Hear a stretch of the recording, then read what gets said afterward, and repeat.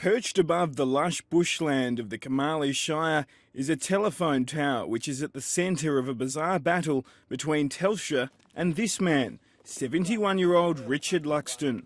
I've been here for 42 years and have become very passionate about it. Mr Luxton owns a 10,000 square acre property 90 kilometres south of Darwin, which is home to a historic World War II airstrip and other important wartime artefacts.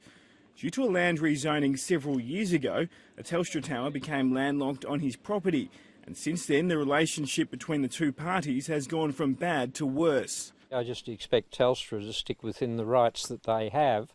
With the dispute at an all-time low, Telstra has to hire a helicopter to access the tower, and that adds to the time it takes to fix reception outages to the 82 homes dependent on it. One of those affected is local resident Neil McDonald. Doesn't work. Last month he spoke to the ABC and put the blame for his unreliable phone reception squarely on Mr Luxton. Why are you endangering my and other people's lives? But Richard Luxton says it's Telstra that's causing the problem. He says he had arranged a deal with the company to access its tower via an easement through his land. But after several years, the path deteriorated, and he alleges Telstra and its contractors started veering off the path, and eventually one of its vehicles became bogged on his land for weeks. Down here there's a 2.5 metre deep erosion gully now, and Telstra have refused to fix it. Mr Luxton says the damage Telstra has caused to his land has cost him thousands of dollars. Telstra have never, in the 42 years that I've been here, given me a single cent of support.